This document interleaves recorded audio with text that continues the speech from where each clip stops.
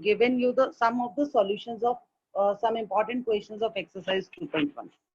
Okay, let us start with the question number 2, part number 1, which says evaluate sine inverse of -1. हमें sign inverse of -1 की value को calculate करना है। तो अब इस वैल्यू को कैलकुलेट करने के लिए हम क्या करेंगे, हम इसमें देखते हैं। जैसे सबसे पहले हमारे पास 1 है। 1 क्या होता है, हमें ये पता है ना, साइन π/2 1 होता है। तो 1 की वैल्यू 1 जो है वो साइन π/2 लेने पर आता है, इसलिए मैंने 1 की जगह क्या रख दिया, साइन π/2। तो हमारे पास आया sine inverse of minus sine π/2। ठीक है, अब आती है बात माइनस की। Now we know that minus sine theta can be return as sine of minus theta, यानी आप चाहो तो माइनस के साइन को अंदर ले जा सकते हो। तो इस वजह से हम माइनस साइन π/2 को लिख सकते हैं साइन ऑफ माइनस π/2। ठीक है, अब इससे आगे अगर हम देखें तो इससे आगे में आप ये देखिए जरा कि ये जो -π/2 का एंगल है ना, ये -π/2 का एंगल साइन इनवर्स एक्स के प्रिंसिपल वैल्यू ब्रांच में आता है। साइन इनवर्स एक्स का प्रिंसिपल वैल्यू ब्रांच होता है -π/2 से +π/2। तो -π/2 का एंगल क्योंकि साइन इनवर्स एक्स के प्रिंसिपल ब्रांच में आता है, इसलिए साइन इनवर्स और साइन एक दूसरे को कैंसिल कर देंगे। हालांकि इस तरह से कैंसलेशन शो करना गलत है, हम ऐसे शो नहीं कर सकते। कभी भी आप क्वेश्चन में ऐसे काट के आओगे ना, दैट इज एब्सोल्युटली रॉन्ग, वो सही प्रोसीजर नहीं है। बस वो अंडरस्टूड है कि अगर आपके पास साइन इनवर्स और साइन दोनों चल रहे हैं और आगे जो एंगल है वो प्रिंसिपल रेंज के अंदर आता है, तो प्रिंसिपल रेंज के अंदर आने पर आप उसे डायरेक्टली -π/2, मतलब एंगल एंगल हमारे पास रह जाएगा और साइन इनवर्स और साइन कैंसिल हो जाएंगे एंड आवर आंसर इज -π/2, जो कि हमें चाहिए था। ठीक है, अब इससे आगे अगर हम आए तो let us now come to the question number 2, part number 2, cos inverse of -12। अब कोस इनवर्स -12 के लिए अगर हम देखें तो यहाँ पर जो -1/2 है, सबसे पहले इससे डील करेंगे। We know that 1/2 is the value of cosine for π/3। तो cos π/3 1/2 होता है, इसलिए 1/2 की जगह cos π/3 लिख दिया।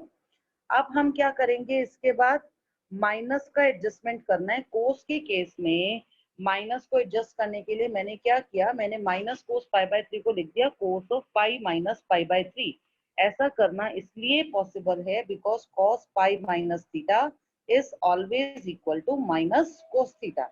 तो माइनस कोस π/3 को हम कोस ऑफ पाई माइनस π/3 लिख सकते हैं। इसको इस तरीके से मेंशन किया तो पाई माइनस π/3 क्या होता है, पाई माइनस π/3 होता है कोस ऑफ 2π/3। तो हमारे पास एक एंगल आ गया कोस 2π/3। एक वैल्यू जो थी ना -1/2, उसको हमने कोस 2π/3 में कन्वर्ट कर दिया। अब जैसे कल आपको बताया था, कल भी तो हम ये क्वेश्चन कर रहे थे ना, लास्ट एग्जाम्पल में था कि अब 2π/3 जो है वो 0 से पाई के बीच में आता है और 0 से पाई कोस इनवर्स एक्स की प्रिंसिपल ब्रांच है। जब भी कोई एंगल कोस इनवर्स और कोस दोनों एक साथ आ रहे हैं और जो एंगल है वो कोस इनवर्स एक्स की प्रिंसिपल ब्रांच का ही एंगल है, अगर ये सब चीजें सेटिस्फाई होती हैं तो आप कोस इनवर्स को कोस के साथ रिमूव कर सकते हो। ये दोनों तो रिमूव हो जाएंगे और ये दोनों रिमूव होने के बाद हमारे पास एंगल बचेगा only 2π/3 which is the solution. तो कुल मिलाकर ये दोनों क्वेश्चंस में एक चीज निकल के आई कि एक इनवर्स टी फंक्शन अपने करस्पॉन्डिंग टी फंक्शन को कैंसल आउट कर सकता है, प्रोवाइडेड आगे आने वाली जो वैल्यू आगे आने वाला जो एंगल है वो प्रिंसिपल ब्रांच में आता हो। अगर प्रिंसिपल ब्रांच से रिलेटेड एंगल है तब तो हम सीधा इनको कैंसल आउट करके आंसर लिख देंगे। अगर नहीं है तो थोड़ा मैनेज करना पड़ेगा, जैसे यहाँ पर था माइनस को मैनेज करने के लिए हमने इस तरीके से प्रोसीड किया। ठीक है, अब इसके बाद आता है इसी का next example, that is secant inverse -2। अब जब सीकेंट इनवर्स की बात करें तो सीकेंट इनवर्स -2 में भी सीकेंट इनवर्स ऑफ माइनस और 2 को क्या लिख सकते हो आप, 2 can be written as secant π/3। 2 value होती है सीकेंट पाई बाय 3 की। अब यहाँ भी माइनस का साइन आ रहा है, जब माइनस का साइन आ रहा है तो इस माइनस को मैनेज करना जरूरी है। अब इस माइनस को हम कैसे मैनेज करेंगे? सीकेंट में माइनस के साइन को आप डायरेक्टली अंदर नहीं ले सकते हो, बिकॉज सीकेंट तो माइनस के साइन को एब्जॉर्ब कर लेता है, तो माइनस को डायरेक्टली तो अंदर ले जा नहीं सकते, डायरेक्टली नहीं ले जा सकते, तो हम क्या करेंगे? हमने वही कॉन्सेप्ट लगा दिया जैसे कोस में लगाया था। हमने माइनस सीकेंट पाई बाय 3 को लिख दिया secant of pi minus pi by 3, जिससे कि वो कन्वर्ट हो गया secant inverse secant 2 pi by 3। ठीक है, पाई माइनस पाई बाय 3 बना दिया इसको। अब यहाँ जो एंगल आया ना 2 पाई बाय 3, ये सीकेंट इनवर्स की प्रिंसिपल ब्रांच में आता है। सीकेंट इनवर्स एक्स की प्रिंसिपल ब्रांच होती है 0 to pi except pi by 2।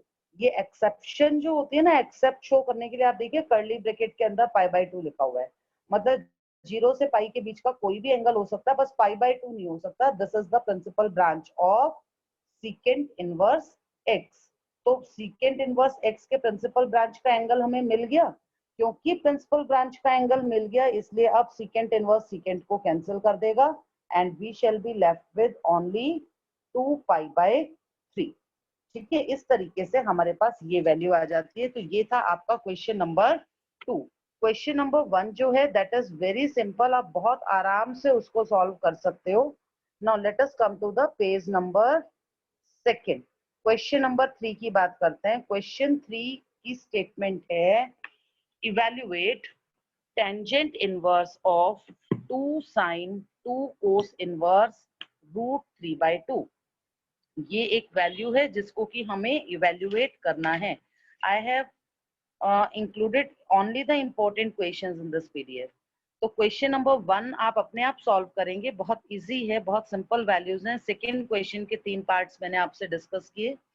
Third question में भी 3 पार्ट्स हैं हमारे पास, जिसमें से मैंने थर्ड पार्ट को इंक्लूड किया है, क्योंकि कल जब हम इस तरह का क्वेश्चन कर रहे थे ना क्लास में, तो वहां थोड़ा वीडियो और ऑडियो दोनों ब्लर हो गए थे, तो थोड़ा क्लैरिटी कम आ रही थी, इसलिए मैंने इस क्वेश्चन को आज यहाँ इंक्लूड कर लिया। ठीक है, let us see what is the statement. We have to evaluate tangent inverse of 2 times sin of 2 cos inverse root 3/2। ठीक है, ये पूरा जो है ये हमें इवैल्यूएट करना है। आप देखो जरा कितने स्टेप्स हो गए। रूट 3/2 का क्या लेना है? कोस इनवर्स, उसको 2 से मल्टीप्लाई करना है, उसको 2 से मल्टीप्लाई करने के बाद उसका साइन लेना है, जो साइन की वैल्यू आएगी उसको 2 से मल्टीप्लाई करना है, फिर उसका tan इनवर्स निकालना है। मतलब यहाँ जो प्रोसेस चलता है ना, ये पीछे से चलता है। अब अगर हम इसको इतना कॉम्प्लिकेटेड रीड करेंगे ना, तो रीडिंग तो ऑब्वियस सी बात है कि हमें बड़ी मुश्किल से लगेगी। तो ऐसे क्वेश्चंस को सिंप्लीफाई करने के लिए हमेशा जो लास्ट सबसे इनर मोस्ट स्टेप होता है ना, वहां से चलना होता है। तो यहाँ इनर मोस्ट स्टेप में कौन सी चीज आ रही है आपके पास? इनर मोस्ट में आपके पास वैल्यू है ये, जिसको आप बोल रहे हो रूट 3/2। अब ये रूट 3/2 क्या होता है? रूट 3/2 होता है कोस ऑफ पाई बाय 6। तो हमने tan इनवर्स को अपने प्लेस पर रखा, 2 को भी अपने प्लेस पर रखा, साइन को भी अपने प्लेस पर रखा, और 2 कोस इनवर्स यहाँ तक तो एज इट इज कॉपी कर दिया, और रूट 3/2 को क्या पुट कर दिया हमने यहाँ तक, सेम कॉपी करने के बाद रूट 3/2 को सब्स्टिट्यूट कर दिया कोस पाई बाय 6। ठीक है, अब यहाँ से देखें तो जो ये पाई बाय 6 का एंगल है, ये कोस इनवर्स एक्स की प्रिंसिपल ब्रांच में आता है। कोस इनवर्स एक्स की प्रिंसिपल ब्रांच होती है 0 टू पाई, तो पाई बाय 6 का एंगल 0 से पाई के बीच में इंक्लूडेड है। इस वजह से क्या होगा, कोस इनवर्स कोस को कैंसल आउट कर देगा। कोस इनवर्स कोस को कैंसल आउट कर देगा, तो हमारे पास क्या बचेगा? एक तो ये 2 बचेगा, कोस इनवर्स से कोस कैंसिल हो जाएगा तो पाई बाय 6 बचेगा। इसका मतलब now we are left with tangent inverse 2 sin 2 pi by 6। ये 2 तो ये वाला 2 है, और पाई बाय 6 ये वाला पाई बाय 6 है। तो इस तरीके से हमारे पास 2 पाई बाय 6 आ गया, और 2 पाई बाय 6 किसके बराबर होता है? 2 pi by 6 is always equal to pi by 3। तो अब हमारे पास tangent inverse 2 sin 2 pi by 6 था, तो ये बना tan inverse 2 sin pi by 3। अब साइन पाई बाय 3 की वैल्यू क्या होती है? Sine pi by 3 is given by root 3/2। इसकी वैल्यू को रूट 3/2 पुट किया, 2 से 2 कैंसिल हुआ and we are left with tangent inverse of √3। अब √3 जो है ये टेंजेंट की स्टैंडर्ड वैल्यूज में आता है। √3 आता है जब हम टेंजेंट π/3 लेते हैं। तो now it can be written as tangent inverse of tangent π/3, which means our answer should be π/3, क्योंकि π/3 भी tan इनवर्स x के प्रिंसिपल ब्रांच में आ रहा है। यहाँ एक चीज मैं और बताना चाहूंगी आपको, ये जैसे आप यहाँ तक पहुंच गए, इसके बाद आप सीधा भी π/3 लिखकर आ जाएंगे ना तो चलेगा, because it is a standard value. Standard values में आप डायरेक्टली भी आंसर को पुट अप कर सकते हैं। ठीक है, this was the question number 3। Now let us come to the question number 4। Question number 4 में जितने भी पार्ट्स हैं उन सभी में कहीं भी स्टैंडर्ड एंगल्स नहीं दिए गए हमें। जैसे आप फोर्थ क्वेश्चन का थर्ड पार्ट ही देखिए। The question is evaluate cos of sine inverse -3/5। अब देखो -3/5 कोई स्टैंडर्ड एंगल की वैल्यू नहीं है। हम स्टैंडर्ड एंगल्स किसको मानते हैं? एक टी रेशियोज की टेबल आप लर्न करते हो ना 10th क्लास में, 0 डिग्री, 30 डिग्री, 45 डिग्री, 60 डिग्री और 90 डिग्री। इन वैल्यूज की टेबल को आप लोग स्टडी करते हैं कहाँ? 10th क्लास में। इन एंगल्स को स्टैंडर्ड एंगल्स कहा जाता है। और -3/5 इनमें से किसी भी एंगल पर साइन की वैल्यू नहीं बनता। इसका मतलब जो वैल्यू हमारे पास है ना ये -3/5, it is not a standard value.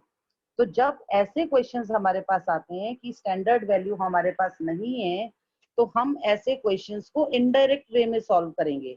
जैसे कल एक क्वेश्चन मैंने करवाया भी था। उस इनडायरेक्ट सॉल्यूशन में क्या होगा, हमें क्या इवेल्युएट करना है? cos of sine inverse of -3/5। तो बाहर के कोस को तो चलने दो, ये जो अंदर वाला एंगल है ना पूरा साइन इनवर्स ऑफ -3/5, ये तो आप लोगों को पता है ना कि इनवर्स फंक्शन क्या करता है? वैल्यू के करस्पॉन्डिंग एंगल प्रोवाइड करता है।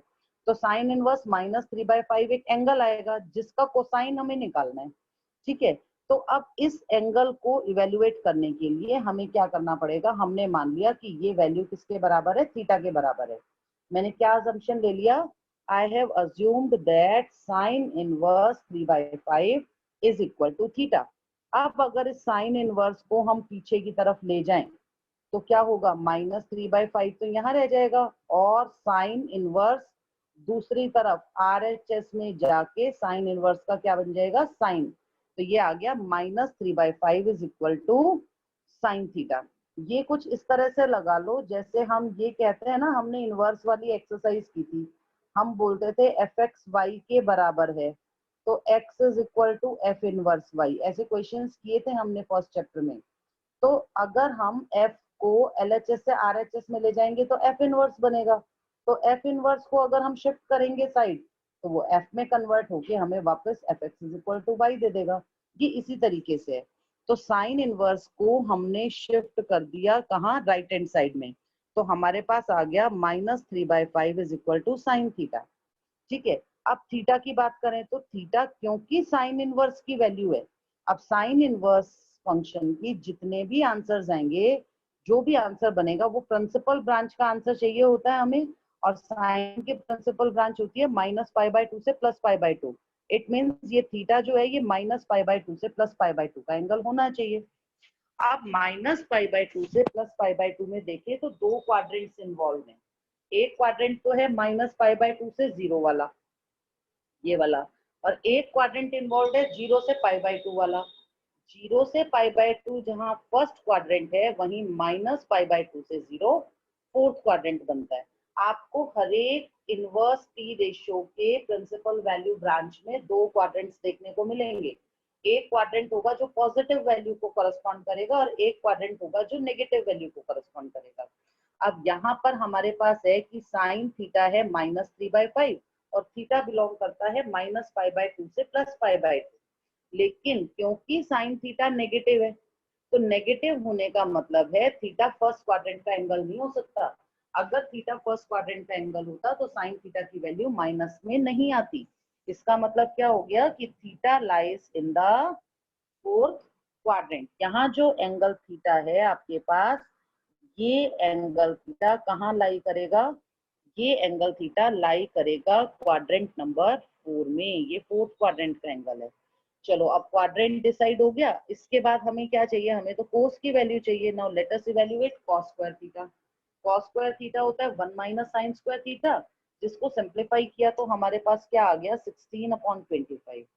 अगर cos स्क्वायर थीटा 16/25 है तो what is the value of cos theta? cos theta की वैल्यू आ गई +/4/5। अब आती है बारी थीटा की। थीटा कहाँ का एंगल था? Theta was an angle of fourth quadrant, और फोर्थ क्वाड्रेंट जो होता है उसमें कोस हमेशा पॉजिटिव होता है। तो फोर्थ क्वाड्रेंट का एंगल होने के कारण कोस की वैल्यू कैसी होनी चाहिए? पॉजिटिव होनी चाहिए। इसका मतलब कोस थीटा की वैल्यू क्या हो गई 4/5। अब जब कोस थीटा 4/5 है तो अब आप देख लो जरा आपका थीटा क्या था। अब थीटा की वैल्यू को रख दो वापस। थीटा वॉज साइन इनवर्स -3/5, यही तो था थीटा। तो थीटा की इस वैल्यू को, कौन सी वाली वैल्यू, ये जो हमारे पास थी साइन इनवर्स 3/5, थीटा को अगर मैं रिप्लेस कर दूं वापस तो हमारे पास क्या आ गया, cos of sine inverse -3/5 is equal to 4/5, which is the answer to this question. तो इस तरीके से इन क्वेश्चंस को सॉल्व किया जाता है। ठीक है, अब इसके बाद आते हैं हम नेक्स्ट पेज पर।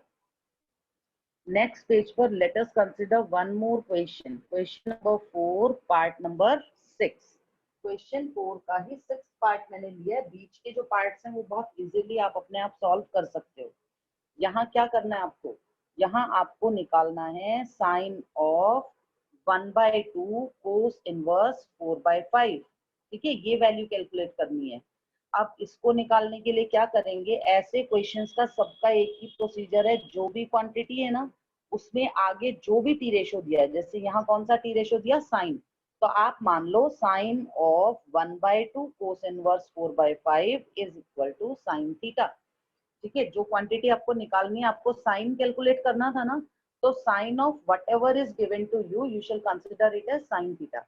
अब साइन थीटा कंसिडर किया तो अब दोनों तरफ कंपेयर करेंगे, दोनों तरफ कंपेयर करेंगे तो what is the value of theta now? Theta की क्या वैल्यू आ गई हमारे पास? This theta is equal to 1/2 cos inverse 4/5। Theta की ये वैल्यू मिली हमें, हाफ ऑफ कोस इनवर्स 4/5। अब ये जो 1/2 है, लेट अस फर्स्ट शिफ्ट एक to the right hand side. क्यों करना पड़ेगा शिफ्ट? क्योंकि जब तक आप 1/2 को नहीं हटाओगे तब तक आप कोस इनवर्स को ऑपरेट नहीं कर सकते हो। तो कोस इनवर्स को ऑपरेट कर पाए इसलिए हमने क्या किया, 2 को शिफ्ट कर दिया, और 2 को शिफ्ट किया तो हमारे पास आ गया cos inverse 4/5 is equal to 2 theta. ठीक है, तो कोस इनवर्स 4/5 की वैल्यू कितनी है, 2 थीटा के बराबर है। अब कोस इनवर्स का प्रिंसिपल ब्रांच होता है 0 to पाई, वैल्यू आ रही है 2 थीटा, इसलिए हम क्या बोलेंगे कि 2 थीटा लाइज बिटवीन 0 to पाई। और 2 थीटा अगर 0 से पाई के बीच में तो थीटा किस में आएगा, 0 से पाई/2 में आएगा। अब यहाँ मैंने 2 थीटा को क्यों लिया, क्योंकि कोस इनवर्स 4/5 2 थीटा के इक्वल था। जिस वैल्यू के इक्वल आएगा उसी को तो प्रिंसिपल ब्रांच में से निकालेंगे हम। तो क्योंकि कोस इनवर्स 4/5 2 थीटा के इक्वल था, सो 2 theta must lie between 0 to पाई, और 2 थीटा अगर 0 से 180 डिग्री के बीच में है तो थीटा जो है वो लाई करेगा बिटवीन 0 to पाई/2। चलो ये सब तो था क्वाड्रेंट की डिसीजन के लिए, क्वाड्रेंट डिसाइड करने के लिए। अब आते हैं हम अपनी वैल्यू पर। जब कोस इनवर्स 4/5 2 थीटा बनता है तो इसका मतलब हो गया कि कोस 2 थीटा की वैल्यू कितनी है, 4/5 है। अब कोस 2 थीटा की वैल्यू है 4/5। This cos 2 theta can be written as 1 minus 2 sine square theta. यही क्यों लिखा, क्योंकि आपको क्या कैलकुलेट करना है, आपने क्या अजम्पशन लिया था, आपने गिवन क्वांटिटी को साइन थीटा माना था ना, इसका मतलब आपको साइन थीटा निकालना है। जब कैलकुलेट ही साइन थीटा करना है तो हम कोस 2 थीटा को भी सिर्फ साइन की टर्म्स में ही एक्सप्रेस करेंगे। इसीलिए मैंने यहाँ सिर्फ लिखा क्या, उसको सिर्फ साइन की फॉर्म में लिखा। तो कोस 2 थीटा को हमने क्या लिख दिया, 1 minus 2 sine square theta which is equal to 4/5। अब इसके बाद इसका आगे का सॉल्यूशन देखो जरा। जब 1 माइनस 2 साइन स्क्वायर थीटा 4/5 आता है तो what is the value of 2 sine square theta? अब तो ये सिंपल सी कैलकुलेशंस हैं। 1 minus 2 sin square theta is equal to 4 by 5. So 2 sin square theta should be equal to 1 minus 4 by 5, that is 1 by 5.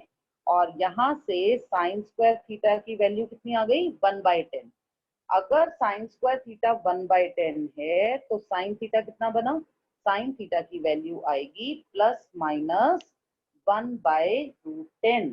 ठीक है, तो sin theta की दो values हमारे पास आ गई. अब यहाँ फिर से क्वाड्रेंट का रोल आ जाता है. हमने ऊपर इसमें कैलकुलेट किया था ना बेटा अभी, इससे ऊपर जो स्टेप्स चल रहे थे हमने क्या निकाला था यहाँ?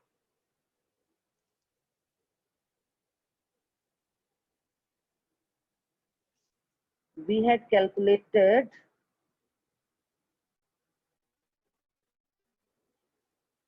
already calculated that theta lies in the first quadrant. ये देखिए जरा, यहाँ पर अगर हम देखें तो हमने ये प्रूव किया था कि थीटा 0 से पाई बाय 2 के बीच का एंगल है.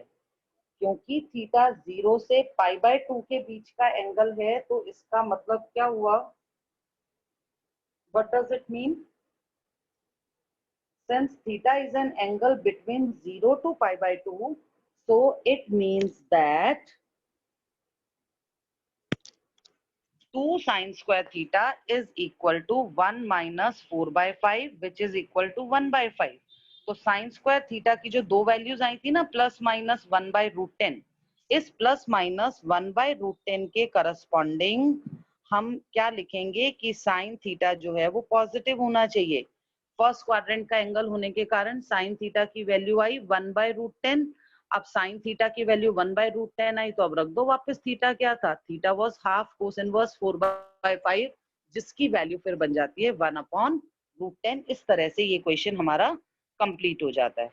Now let us come to the next question. ये थोड़ा और इम्पोर्टेंट है. लास्ट एग्जांपल जो मैंने कल छोड़ा था ना वो इसी टाइप का था. The question is evaluate cos of sin inverse 1 by 4 plus secant inverse 4 by 3. आपको ये क्वांटिटी निकालनी है. आपको कोसाइन कैलकुलेट करना है. किसका कोसाइन कैलकुलेट करना है? Sine inverse 1 by 4 plus secant inverse 4 by 3 का आपको साइन कैलकुलेट करना है. अब ये साइन कैलकुलेट करने के लिए हमें क्या करना पड़ेगा बेटा? यहाँ पर हमें सिंपल सा एक काम करना है, और वो काम क्या रहेगा कि हमारे पास अंदर दो एंगल्स हैं. हम उन दोनों एंगल्स का अजम्पशन ले लेंगे, और वो दोनों एंगल्स का अजम्पशन क्या रहेगा? एक को मान लेंगे ए और एक को मान लेंगे बी. ठीक है, ये दो वैल्यू हमने ले ली. कौन कौन सी ली बेटा हमने? साइन इनवर्स 1 by 4 को लिया ए, और सीकेंट इनवर्स 4 by 3 को ले लिया बी. ये दो एंगल्स है ना, एक ये वाला और एक ये वाला. एक को ए मान लिया, एक को बी मान लिया. जिसको ए माना वो साइन इनवर्स 1 by 4 है. It means a should lie between minus pi by 2 to plus pi by 2, क्योंकि साइन इनवर्स की principal branch minus pi by 2 से प्लस पाई बाय 2 के बीच में आती है. जिसको आपने बी माना वो सीकेंट इनवर्स है, इसलिए बी की प्रिंसिपल ब्रांच बनेगी 0 to pi except pi by 2. ठीक है, ये दो ब्रांचेस हमारे पास आ गई. दोनों को हमने ए और बी कंसिडर किया. ए कहाँ लाई करता है और बी कहाँ लाई करता है, ये हमें यहाँ से क्लियर हो गया. अब इसके बाद आती है बारी की हम कैलकुलेशंस कैसे करेंगे. Now since sine inverse 1 by 4, sine inverse 1 by 4 क्योंकि ए के बराबर है तो साइन ए की वैल्यू क्या आनी चाहिए? 1 by 4. सीकेंट इनवर्स 4 by 3 क्योंकि बी के बराबर है तो सीकेंट बी की वैल्यू कितनी आनी चाहिए? It should be equal to 4 by 3. तो ये दो वैल्यूज हमारे पास आ गई. साइन ऑफ ए आ गया, सीकेंट ऑफ बी आ गया. और ए और बी कहाँ कहाँ लाई करते हैं हमें ये भी पता चल गया. अब एक चीज देखो, आपको क्या कैलकुलेट करना है? You need to calculate cos of A plus b. आपका अजम्पशन तो ये था ना, तो जो आपका अजम्पशन था उसके हिसाब से आपको तो cos of A plus B निकालना है. क्योंकि आपको cos of A plus B calculate करना है, इसका मतलब क्या हुआ कि cos of A plus B जो है वो तो होता है cos A cos B minus sine A sine B. तो cos A cos B sine A sine B चार वैल्यूज की हमें यहाँ जरूरत पड़ेगी. तो उसको कैलकुलेट करने के लिए अब देखो जरा ये पेज जो है नेक्स्ट, देखिए हमें वैल्यूज चाहिए sine A, cos A, sine B and cos B. ठीक है, अब साइन ए की बात करते हैं। साइन ए है 1/4, ए लाई करता है बिटवीन -π/2 एंड +π/2। पॉजिटिव होने का मतलब ये हो गया, ये वैल्यू पॉजिटिव है ना, पॉजिटिव वैल्यू का मतलब A lies in the first quadrant. अब हमने कोस स्क्वायर ए निकाला, उससे कोस ए निकाला, तो कोस ए की वैल्यू आ गई ±√15/4। और जब ये वैल्यू आई ±√15/4, तो क्योंकि एंगल फर्स्ट क्वाड्रेंट का था इसलिए कोस ए पॉजिटिव होना चाहिए, तो कोस ए की वैल्यू आ गई √15/4। ये दो वैल्यूज हमारे पास आ गई, साइन ए 1/4 और कोस ए कितना हो गया √15/4। इसी तरीके से हम किसकी वैल्यू निकाल लेंगे, सीकेंट बी से साइन बी और कोस बी की। अब सीकेंट बी की वैल्यू क्या दी थी आपको, you were given that secant B was 4/3। थोड़ा सा नीचे करते हैं, सीकेंट बी कितना था 4/3 था। सीकेंट बी 4/3 होने का मतलब कोस बी कितना हो गया, कोस बी बन गया 3/4। अब बी जो है वो 0 to π के बीच में आता है, लेकिन अगेन वही बात है कि कोस बी की वैल्यू पॉजिटिव है। पॉजिटिव का मतलब आंसर जो है वो फर्स्ट क्वाड्रेंट से होना चाहिए। तो क्योंकि कोस बी पॉजिटिव है, तो being positive B lies in the first quadrant, इसलिए साइन स्क्वायर बी जो है वो 1 - cos स्क्वायर बी से 7/16 बनता है। यहाँ से साइन बी की वैल्यू आती है ±√7/4, और फर्स्ट क्वाड्रेंट का एंगल होने के कारण आंसर लेंगे पॉजिटिव। तो हमने पॉजिटिव वैल्यू ही लेनी है। तो अब हमारे पास कोस बी है 3/4 और साइन बी है √7/4। अब sine A, sine B, cos A, cos B, चारों वैल्यूज आ गई ना आपके पास। Now we need to calculate what, अब हमें निकालना था cos of A plus B. हमें कैलकुलेशन करनी थी cos of sine inverse 1/4 plus secant inverse 4/3। इसको हमने ए माना था, इसको हमने बी माना था, तो ये बना cos of A plus B. Cos of A plus B का मतलब cos A cos B minus sine A sine B. हमने इसका एडिशन फॉर्मूला अप्लाई कर दिया। अब चारों वैल्यूज यहाँ पुट कर दी, तो ये अपने पास आंसर आ जाता है। कोस ए की वैल्यू, कोस बी की वैल्यू, साइन ए की, साइन बी की, चारों नंबर्स को पुट करने के बाद हमारे पास आंसर आता है 3√15 -√7/16। ठीक है, इसके साथ आपका क्वेश्चन नंबर 4 का जो ये 9th पार्ट है ये क्लियर हो जाता है। Now let us come to the part number 10, last question आज का। इसके बाद ये एक्सरसाइज हमारी कंप्लीट हो जाती है। So this is question number 4। Question 4 का 10th पार्ट है, we need to evaluate sine of 2 tangent inverse 1/4 plus cos of tangent inverse 2/√2। दो वैल्यूज हैं अलग अलग जिनको कि हमें यहाँ कैलकुलेट करना है। तो दोनों को कैलकुलेट करना है तो 1 by 1 कैलकुलेट करेंगे। सबसे पहले फर्स्ट वाली वैल्यू की बात करते हैं। इस फर्स्ट वैल्यू में अंदर tan इनवर्स 1/4 आ रहा है ना, इस tan इनवर्स 1/4 को मैंने मान लिया थीटा। अगर टेंजेंट इनवर्स 1/4 थीटा है तो टेंजेंट थीटा की वैल्यू आ गई 1/4। क्योंकि टेंजेंट में है इसलिए थीटा लाई करेगा बिटवीन -π/2 टू +π/2। अब टेंजेंट थीटा 1/4 है, इस हिसाब से साइन ऑफ 2 tan इनवर्स 1/4 कितना बना, ये बन गया साइन 2 थीटा। क्यों, क्योंकि हमने tan इनवर्स 1/4 को ही तो थीटा माना था, तो उस लिहाज से ये साइन 2 थीटा बन गया। अब हमें पता है साइन 2 थीटा होता है 2 tangent theta upon 1 plus tangent square theta. ये वैल्यूज आपने 11th क्लास में सीखी थी। तो 11th क्लास की इस वैल्यू के अकॉर्डिंग साइन 2 थीटा की वैल्यू आ गई 2 tangent theta divide by 1 plus tangent square theta. इसमें अगर हम नंबर्स को पुट कर दें तो हमारे पास क्या आंसर आ जाता है, टेंजेंट थीटा को पुट किया 1/4 तो आया 2 × 1/4 प्लस 1/16, 1 प्लस 1/16 कैलकुलेट किया तो आंसर आ गया 8/17। तो जो पहली वैल्यू थी ना साइन ऑफ 2 tan इनवर्स 1/4 वो आ गया 8/17। अब इसी तरीके से आपको सेकेंड वैल्यू निकालनी है। सेकेंड वाली वैल्यू में आपके पास है टेंजेंट इनवर्स 2√2।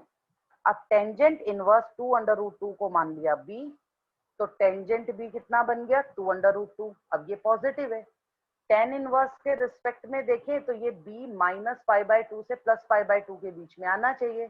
ठीक है, अब टेंजेंट भी 2√2, तो सीकेंट स्क्वायर भी आ गया 1 प्लस टेंजेंट स्क्वायर भी, यानी 1 प्लस 8 9। यहाँ से सीकेंट बी की वैल्यू आ गई प्लस माइनस 3। अब आती है बात कि पॉजिटिव लेंगे कि नेगेटिव लेंगे।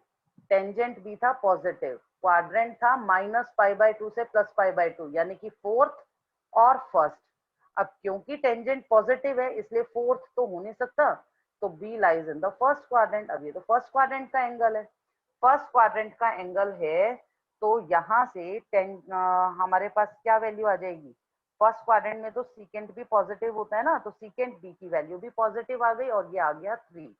अब सीकेंट बी अगर 3 है तो what is the value of cos B. Secant B 3 है तो कोस बी की वैल्यू आ गई 1/3, और b को वापस पुट कर दें तो कोस टेन इनवर्स 2√2 आ गया 1/3। तो इस तरीके से जो 10th पार्ट में हमें वैल्यू चाहिए थी ये वाली, sine of 2 tan inverse 1/4 plus cos of tan inverse 2√2, ये वैल्यू कितनी होनी चाहिए। अब इसके अंदर आप वैल्यूज नंबर्स पुट कर दो बस। पहला नंबर आया था 8/17, दूसरा आया 1/3, दोनों का एलसीएम लिया, एलसीएम लेके सॉल्व किया तो हमारे पास आंसर आ गया 24 plus 17 divide by 51, which is equal to how much. This is equal to 41/51, which is the answer. इसके साथ हमारी जो एक्सरसाइज है, एक्सरसाइज 2.1, वो बिल्कुल कंप्लीट हो जाती है, और एज पर सीबीएसई जो हमारा चैप्टर 2 का कंटेंट था वो भी पूरा हो जाता है, और चैप्टर जो है वो यहाँ कंप्लीट हो जाता है। With this, we come to the end of today's lecture.